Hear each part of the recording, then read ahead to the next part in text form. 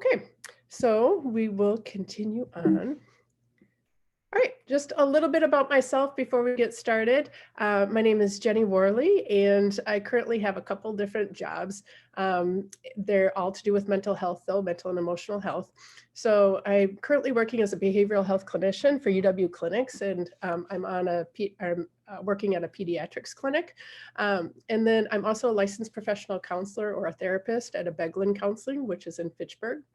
And then recently I just started my own little kind of side consulting business called Cup of Counseling. And I'm hoping to, that's what I'm doing this particular work through, and just looking at how I can sort of meld my experiences between working as a former school counselor for a lot of years, 14 years in Verona, now with the medical model of behavioral health, and then also with the community practice model. So that's what I'm hoping that I can bring together today for you and take it from there. All right, so one of the things that I'd like to discuss and just sort of set the stage with is that in the webinars, we will be talking about strategies. And strategies can be kind of tricky. It's, I call it two sides of the same strategies coin. And part one of it, or one side of the coin, is that, people are generally attending webinars and taking time out of their day, especially at the holidays. So, I know this is an intense time for a lot of people. And so people are signing on a lot of times in order to try to get some new ideas or some new things that they can try, or something to sort of spark something that might be an additional kind of thought or idea that might work for their family. And the other side of that coin is, when you talk about specific strategies, that it really may feel like, yeah, that won't work for me, or I've tried that, or I kind of don't like that, it doesn't fit my personality. And so I would just offer that it can be both of those things. And as we're going through this webinar, the hope is that, as we're talking about strategies, that it's really offered in the spirit of like collaboration and maybe idea generating, right? So even if one strategy feels like a total miss, maybe it promotes some thought on why that's a miss, and a different idea comes to you from it, right? So it doesn't have to sort of stop at, yeah, I kind of don't like that, or that one doesn't match, because that totally makes sense, and not everything will be for everyone, but hopefully it will kind of generate some more ideas or possibilities. And then lastly, I'd like to acknowledge that in many parts of this, I'll be speaking from the I point of view or sharing anecdotal stories. That's a little unusual for counselors just in general, but it feels necessary here because with COVID, it's something that's happening to all of us together, and we're all sort of experiencing it and learning about it from the same time. So when those I point of view or anecdotal stories are shared, the intent is not to say like, this is the way to do it. Not at all, actually. The intent is just to say like, here's how I've experienced this, and maybe you have too, or maybe your experience is different. So with that said, we'll continue on. So here's our agenda for today. We'll be looking at some context of kind of what the last 9 months have been. And then we'll be going through Parked, what a lot of people are explaining that they're seeing in their youth, and then look at how we move to Driven, and some strategies and some concepts around trying to, kind of recalibrate motivation specifically. We'll look at anticipating stuckness, or anticipating kind of roadblocks in this. There's a concept called DNA V, which is specific from a certain type or a certain framework of therapy called ACT therapy. And I'll just give you a brief overview of that.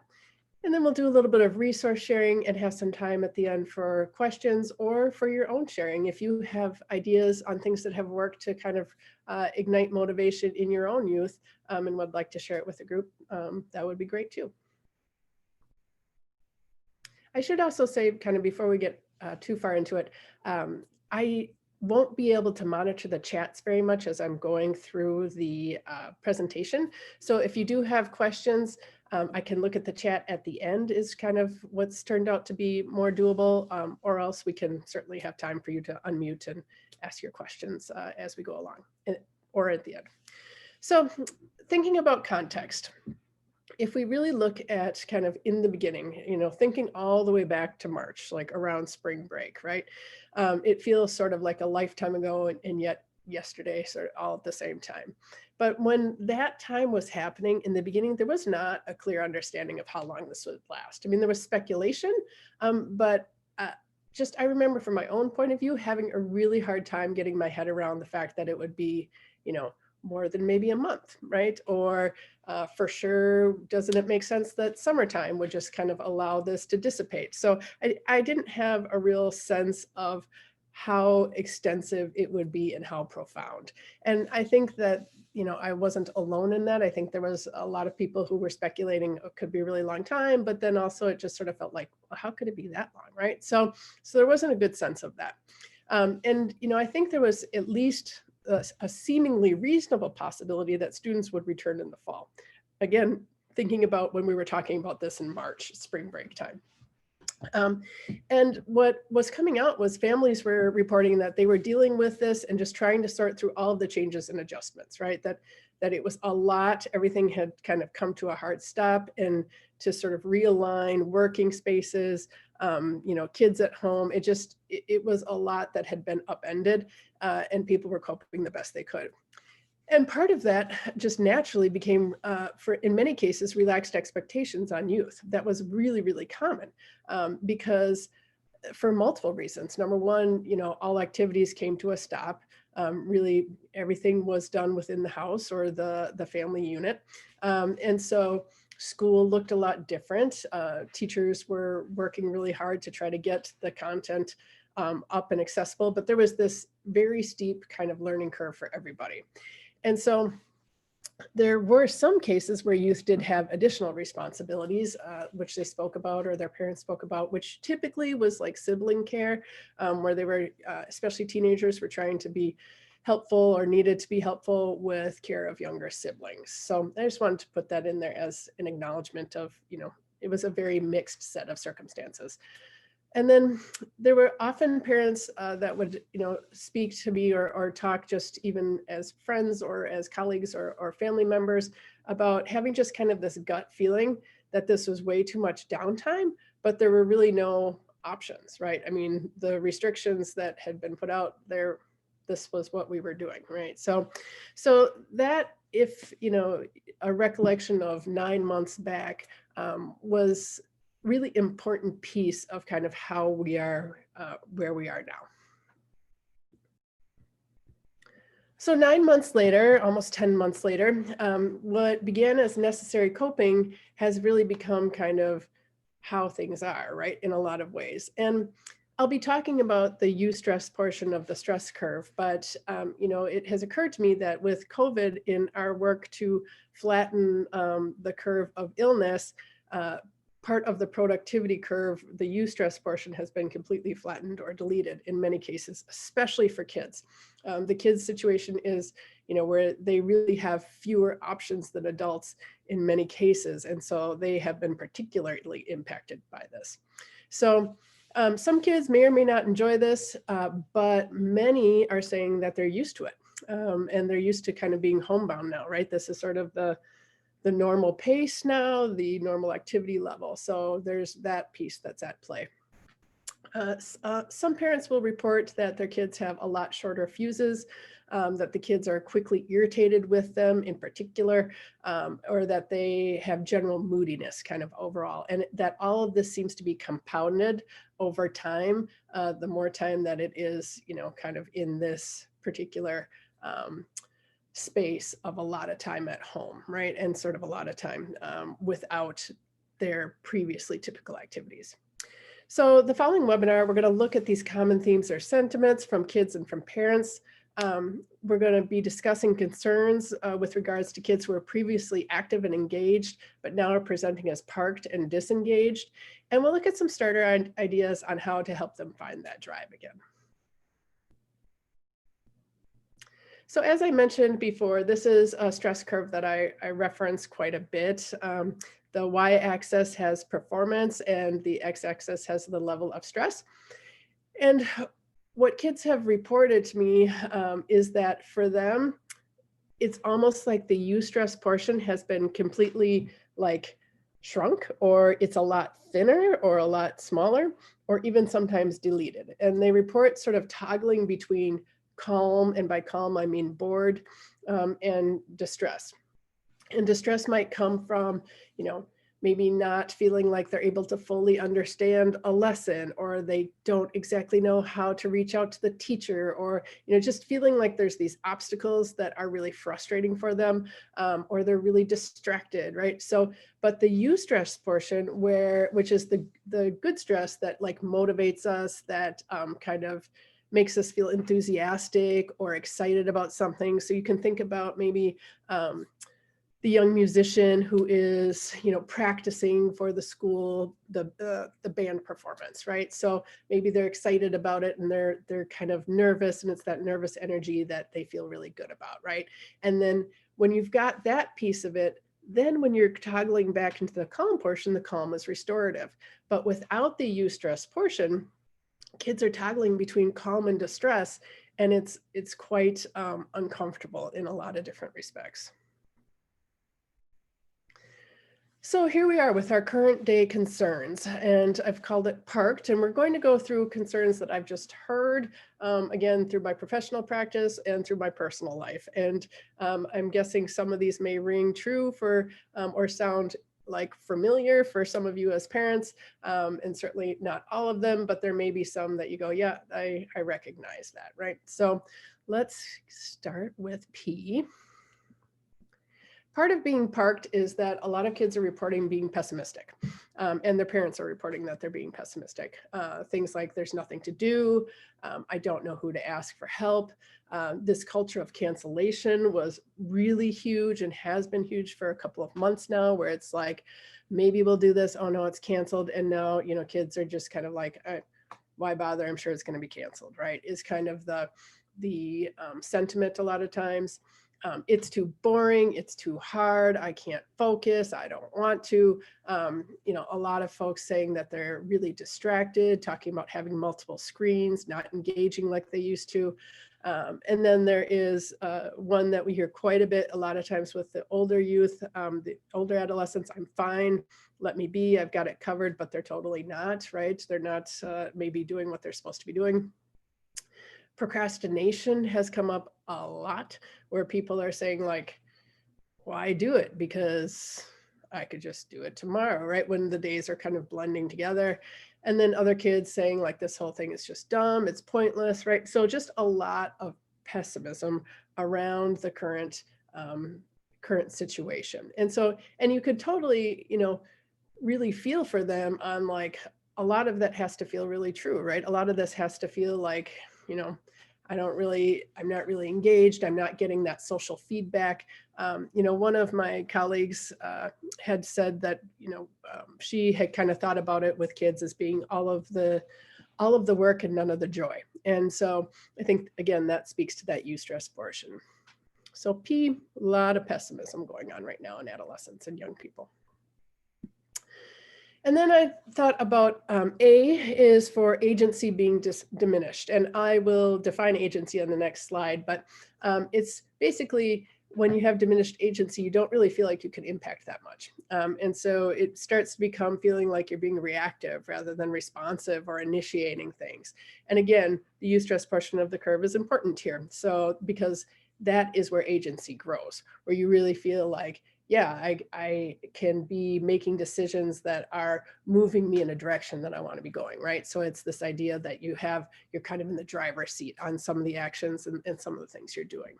So, but to be more specific, the definition, specifically, the sense of agency is defined as one's sense of control over one's actions and their consequences.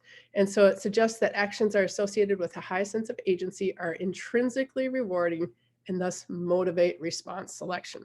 So, and we'll be talking about intrinsic motivation, but it's this idea of sphere of influence. This isn't exactly my favorite graphic for sphere of influence, but I struggled to find one that I sort of liked the most. But yeah, I guess it's good enough. The idea of, you know, here's what I can control in my environment. Here's where I have influence and kind of influence my own kind of state of being. And then out here is where I don't have any control. And, you know, I think COVID has kind of blurred the line from no control and into influence, you know, in a fairly profound way. All right. So in part, the R is reticence. A lot of kiddos are expressing that they're kind of reluctant to commit to doing anything. Some parents will say that they're completely refusing to comply with requests. That there's some problem solving that could happen, but there's no interest. They don't want to reach out to teachers or try to actively problem solve other problems that might be coming up either. Sometimes there's arguing in order to keep doing what they're doing. A lot of times that's tech, right? Because again, that just makes sense. You can totally connect those dots if that's what was available and that's what everybody has been using.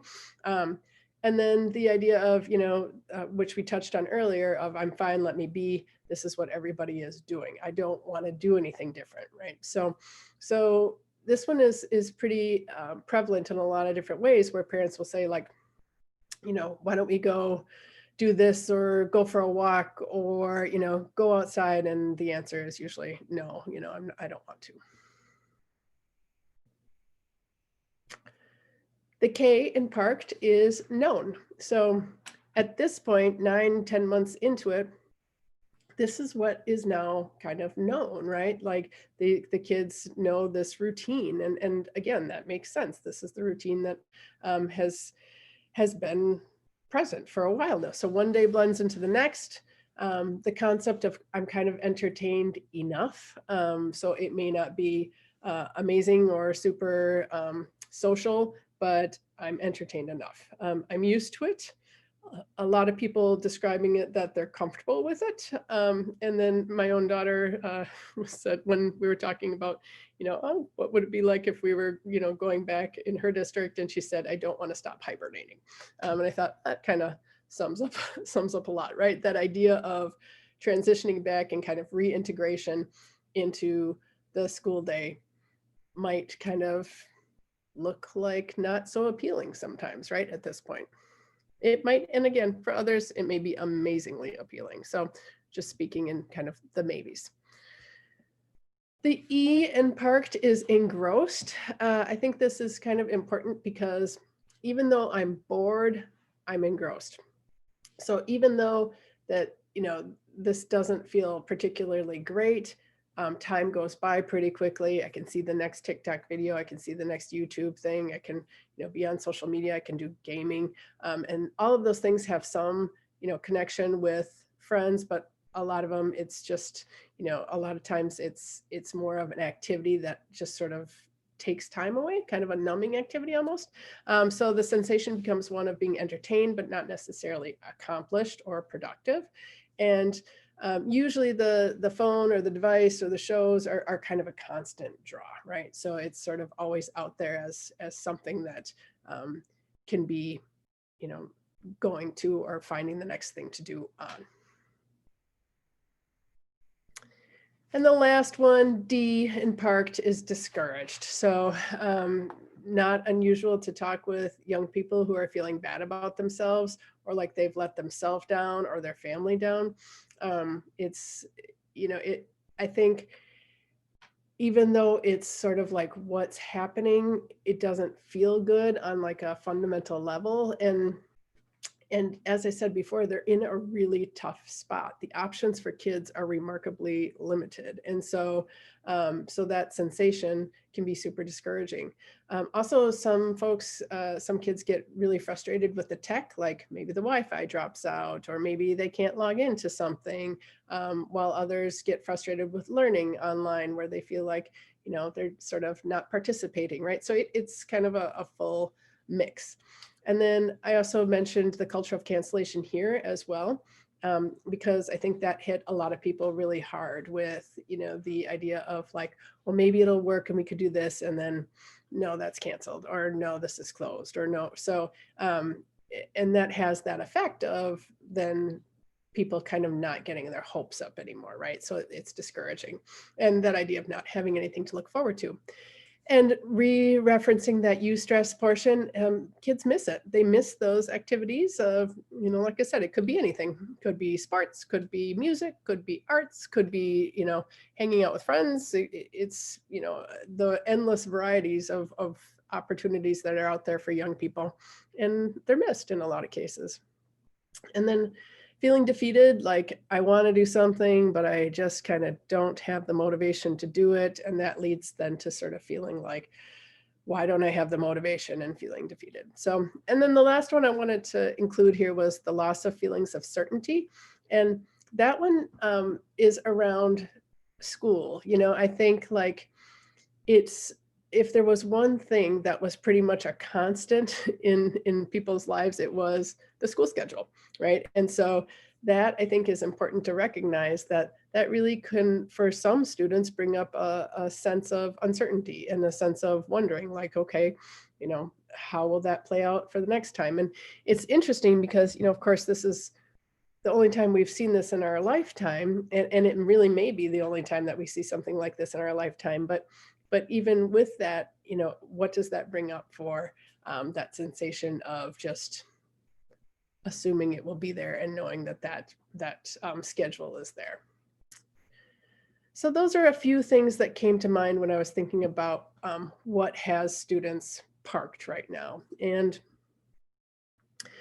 that's real and profound. These are really unusual circumstances and unusual times, and kids are trying to sort through these.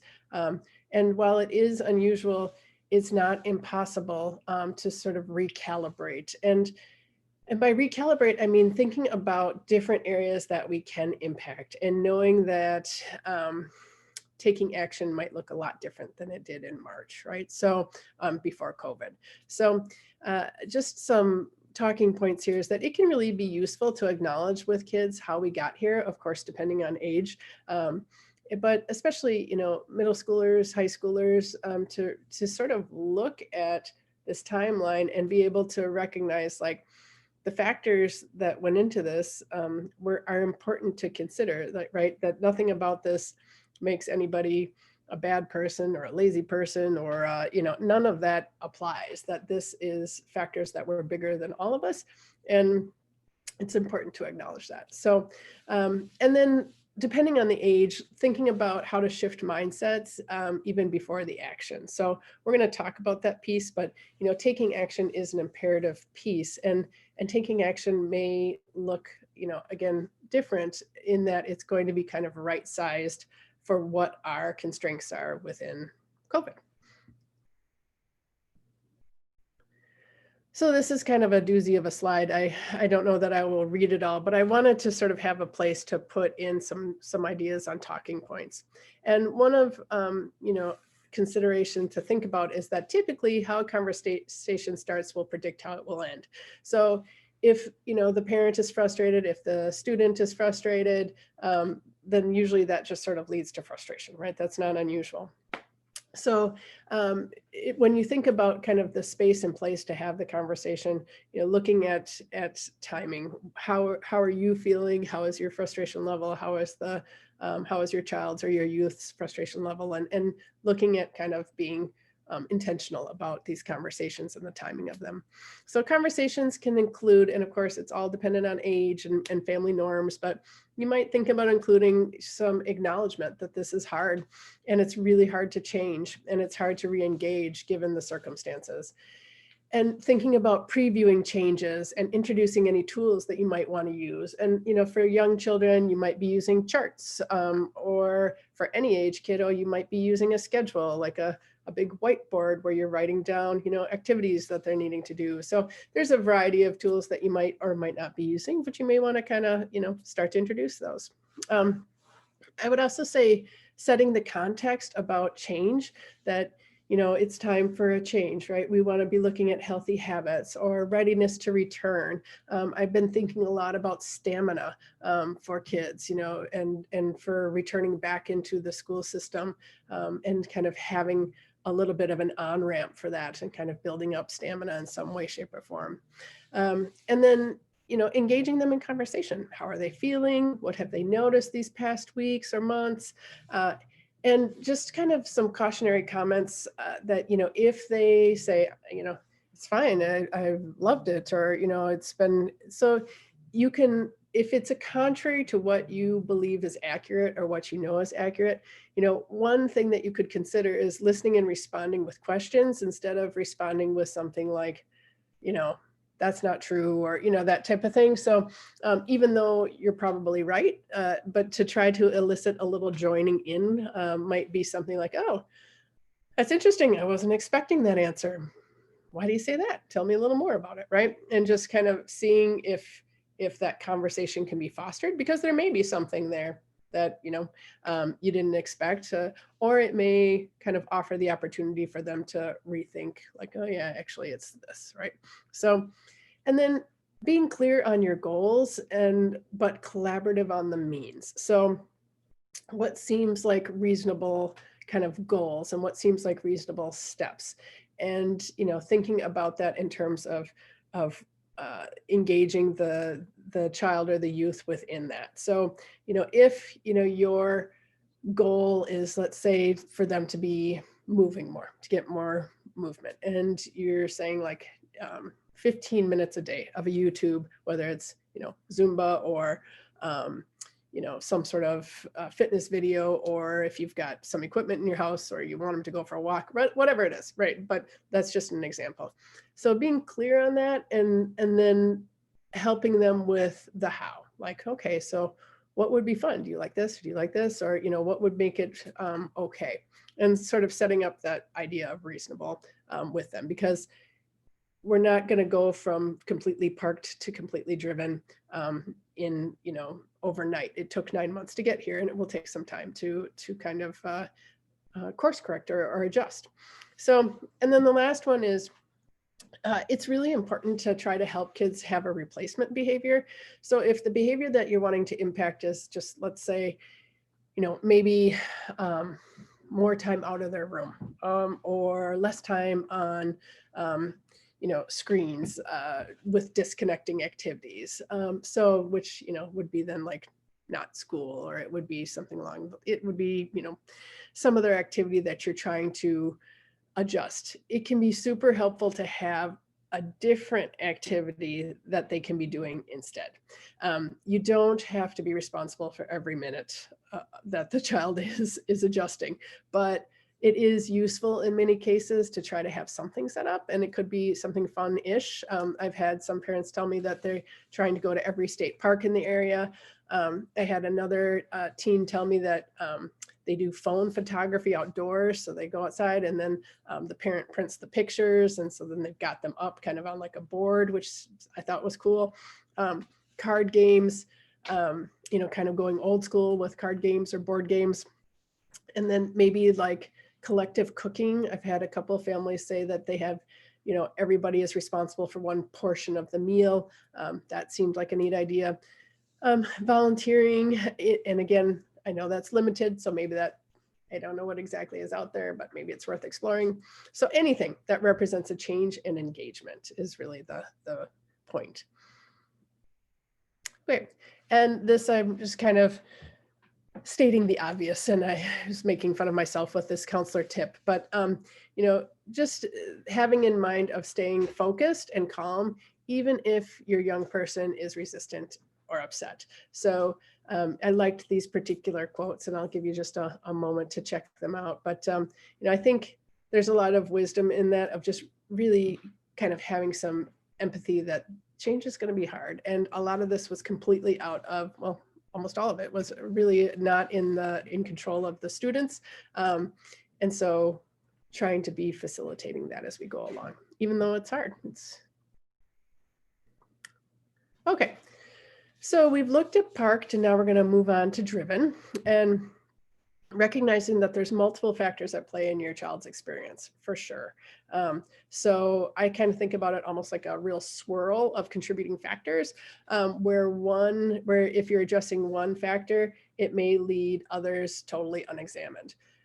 But I would offer that, as you do start with one, that really is a place to start. And when you're doing that, you can be looking and learning and adjusting and kind of seeing what's coming from it.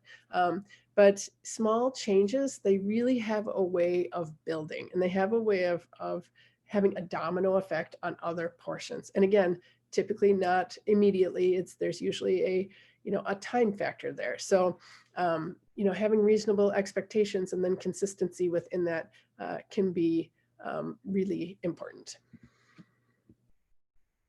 Okay, so for driven, we've got D, and that is for develop. So when you're looking to change habits or reignite motivation, we're going to try to develop different habits, and we're going to have the understanding that it won't feel rewarding at first. This is a huge obstacle for a lot of people, kids and adults, right? Because you want to do it and you want to have that kind of emotional payoff, right? Of like, oh, that felt amazing.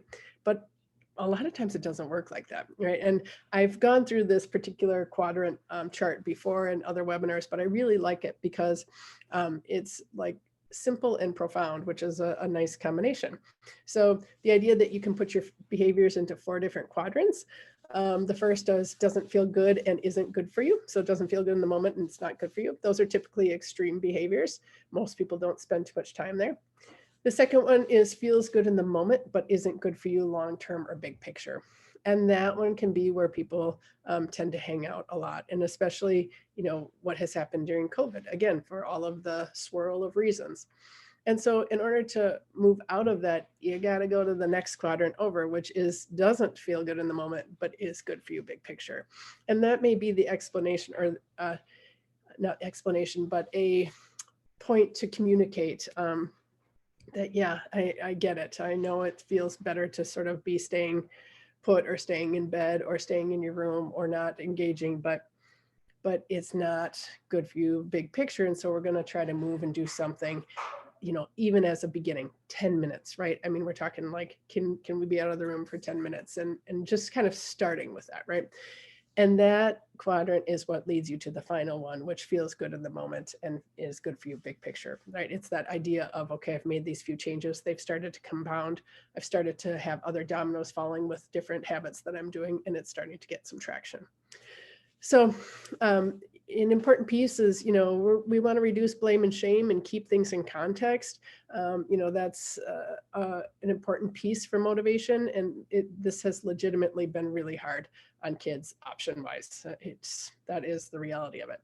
So developing your ideas and goals based on what's important to them. And if they don't know what's important to them, I put this on here and I forgot to put it on my resource slide, I think. Oh, sorry. But if you're interested in it, you can email me and I'll send it along. So, but there's conversation sort tools, but I also like different little things for conversation as well. I've got this particular, I don't know if you can see it. It's called Family Time After Dinner Amusement. It's 50 conversation starters.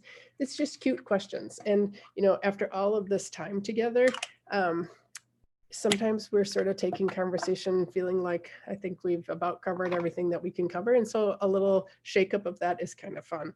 I also have this one that's more intended for, it's more catered towards adults, but I have done this with my 17-year-old and she really liked them. So that's called We Connect cards. So food for thought. So the R in driven is for re-energize. I know, New Year's resolutions is not everybody's cup of tea, but it does present an opportunity as, a great place to start, right? It's something kind of built in already into the culture or into the system. So you could consider that as a place to start. And then getting clear, what will it look like and why is this important? So it's going to look like, we're going to do 15 minutes of movement 5 days out of the week. And you're not going to kind of guess about it, right? It's going to be on Monday, Wednesday, Friday, and Saturday and Sunday, or whatever you've decided. But if you leave room for guessing, it tends to open the door for I'll do it tomorrow, or I don't know what to do, so I'm not going to do anything. So it doesn't have to be super rigid, but just kind of structured.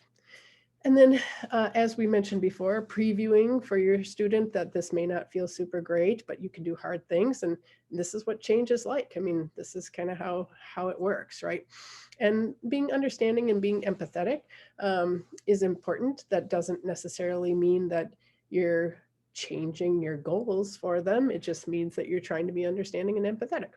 And then I would offer, so often we can get hooked into arguments on why it won't work.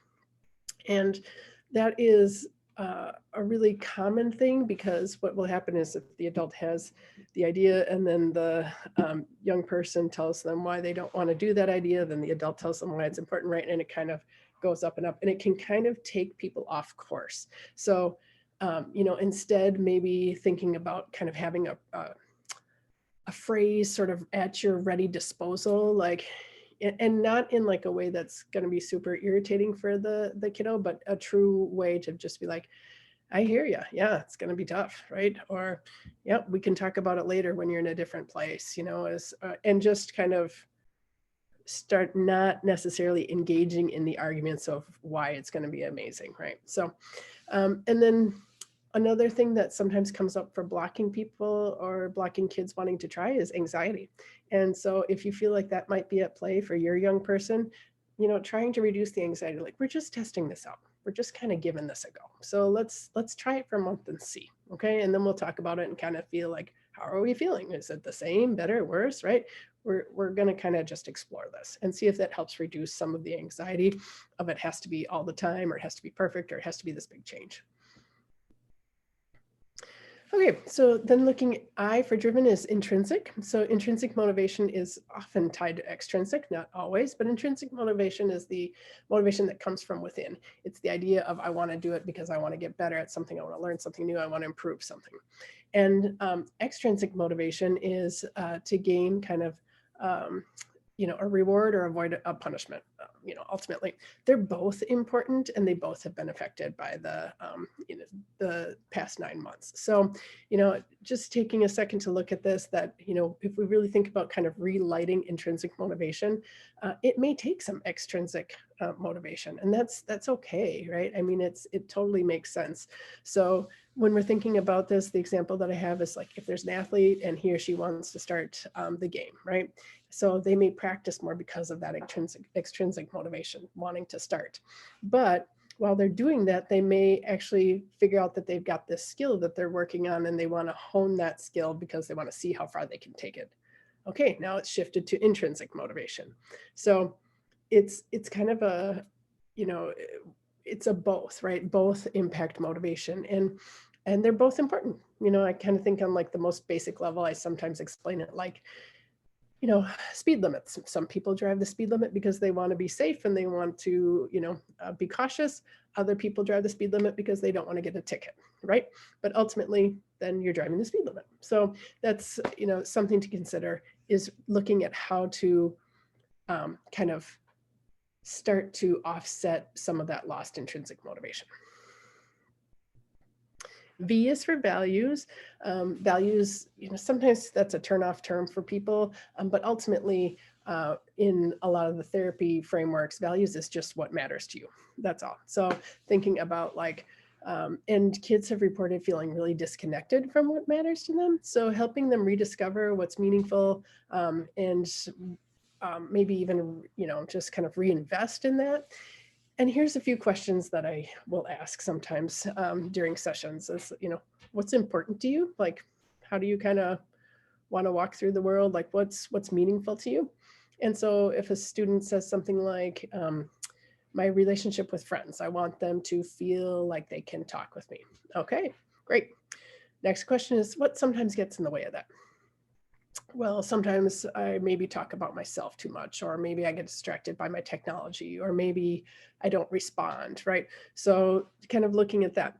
And then what's something small that you can do towards moving towards, getting yourself to move towards being aligned with what's important to you? Well, I could reach out and just sort of reach out first and see how everybody's doing, or I could call instead of text, right? So they're the ones who are generating the ideas. I'm just guiding the process of thought, that's all. I offer 0 ideas for them.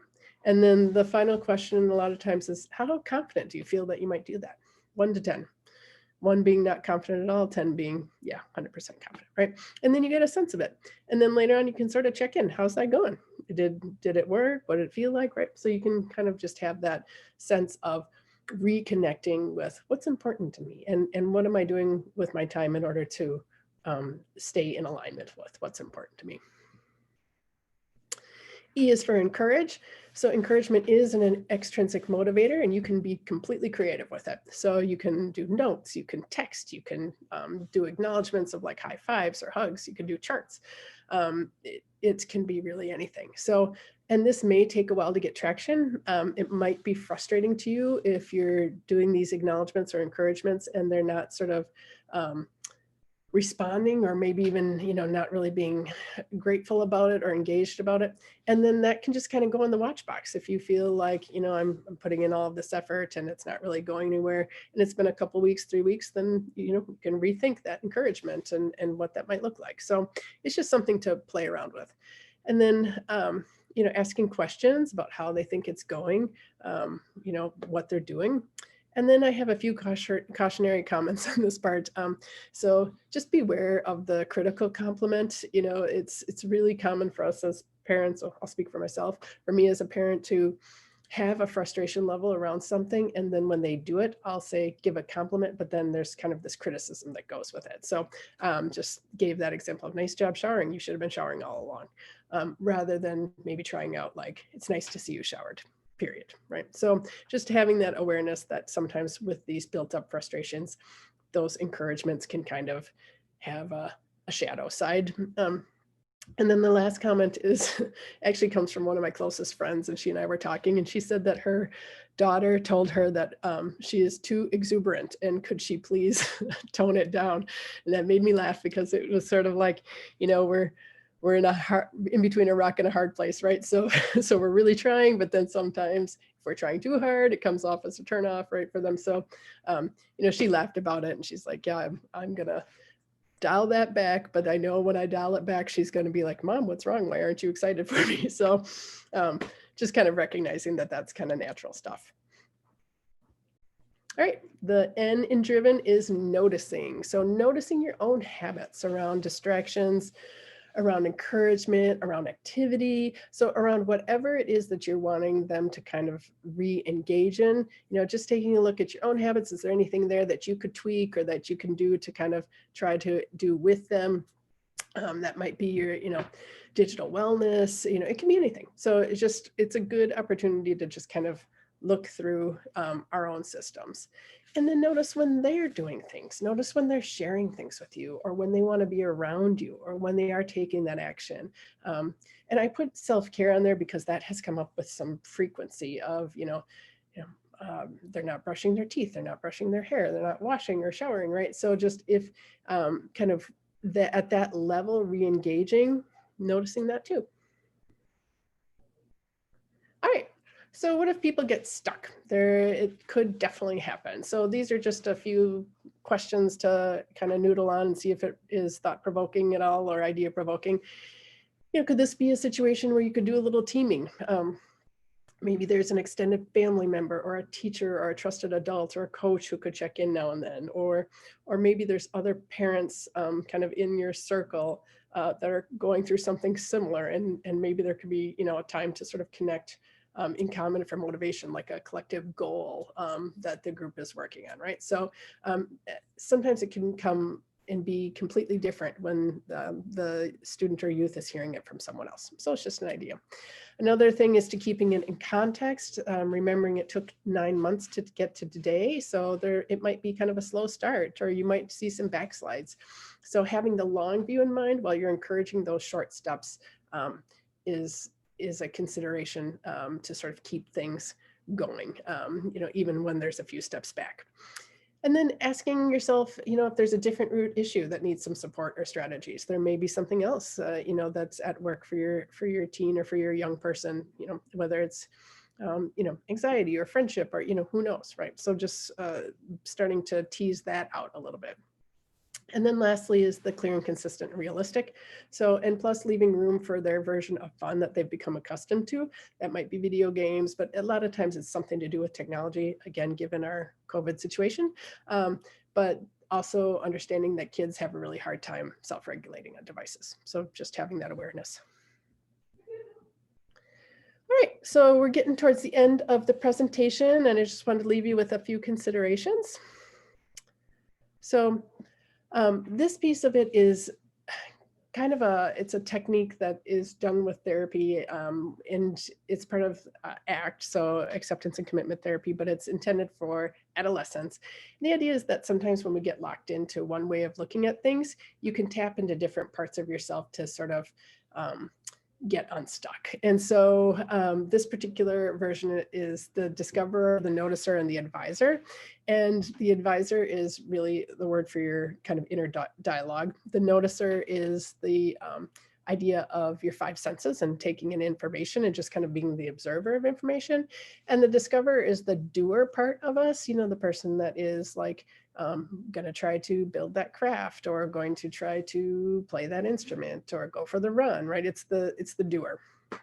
So if there's resistance to an activity, it's possible that anxiety might be at play.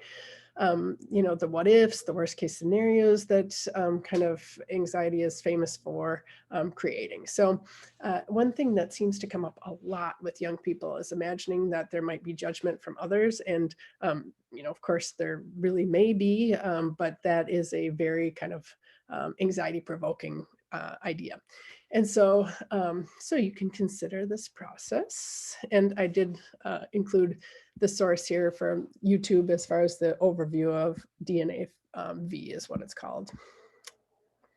So I'll just give you a quick example. It's a GPS example to sort of give you the broad overview. And then if you're interested, you can always look more into it or look for a clinician who specializes in it. But the GPS example is that a lot of times it is the advisor, so the inner voice, where we're really getting stuck. And the advisor has a role. It's trying to synthesize information from the past and lay it on top of problems currently, right? And so the advisor is notoriously kind of the most talkative and usually has the loudest volume sort of within us, right? And so this example that they use is the GPS example. So let's say that you put into your GPS that you want to go to the beach, and you follow your GPS and you end up at a construction site.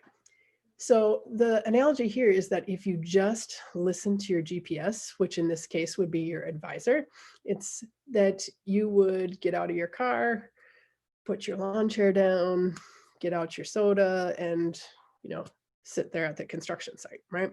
So it's the notion that sometimes our advisor gives us bad advice. And so sometimes our advisor is taking us on a path that we don't want to go on. But we can kind of check that by stepping into these other parts of us, right? So noticer. I'm noticing that it's noisy, there's heavy equipment, it's dirty, there's no water, right? So, and then the discoverer. Okay, so my GPS isn't taking me there, but I know the lake is that way. I can ask somebody. I can sort of go and explore. So that's a really, really broad concept of it, or broad overview, pardon me. But it's that idea that we can tap into more parts of us than just that advisor piece that's kind of giving us that advice of, I don't want to, or it's going to be hard, or right. So thinking about those other components. Okay. And then I think this is the last kind of other portion. In just thinking about, there's a couple portions of happiness, and happiness, can also be connected in with the motivation piece as well. And I like this one because when we're thinking about happiness, there's two different kind of lanes for it, right? So the hedonic happiness is achieved through experiences, pleasure, and enjoyment. It's usually considered kind of immediate things that are going on now that give you happiness. I was just recently reading this cute little book called, I'm going to mispronounce it, but I think it's called Huga. You guys probably, it looks like Heige, but that's not correct. But anyway, it's just cute. And it's talking about like things that you can do in your environment that impact, how you're feeling and your happiness, so those are sort of those immediate pieces. The eudaimonic is looking at kind of purpose, meaning, engagement, right? And so, thinking about this as well within the COVID context is it seems like kind of both have been impacted, right? And so, just sharing this as a thought framework for, impacting motivation in this way as well. Even though I know we're not spending much time on it, I wanted to share it. All right, so in summary, we're going to have understanding and compassion about how we got here, but we're also going to, think, as far, or share with the kiddos that it doesn't mean that this is where we want to stay as far as, motivation levels. And then options of action to move towards increasing activity or engagement. And again, that recognition of it likely won't feel as fun or natural or as rewarding, and that's okay. Right. And so I'm just kind of expecting that in a way. There's a strategy with anxiety management of when you're doing something that has typically been kind of provoking of anxiety for you, that you can kind of expect it, but not in like a, oh, there it is. It's more just like, yep, there's that feeling of discomfort, right? So that it doesn't derail what you're trying to do, because sometimes those things can kind of take us by surprise and they can kind of change our course of action. So same thing here, just recognizing like, yeah, that wasn't like terribly amazing, but I'm glad I did it, right?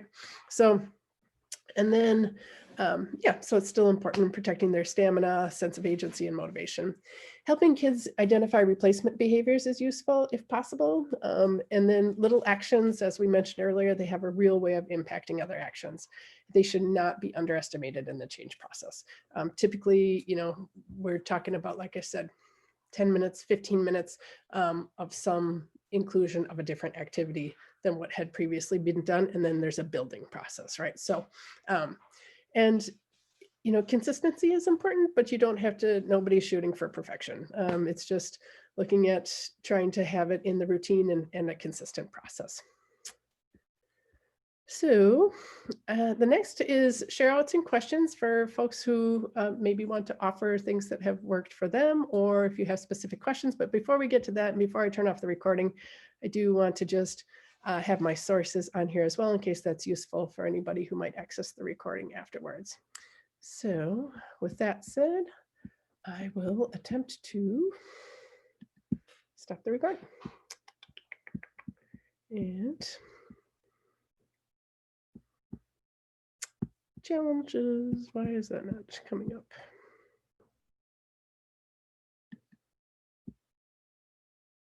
Nope. All right. Well, I don't want to waste a ton of time looking for where it used to be. Oh, there we go. Success. All right. Okay, there we go.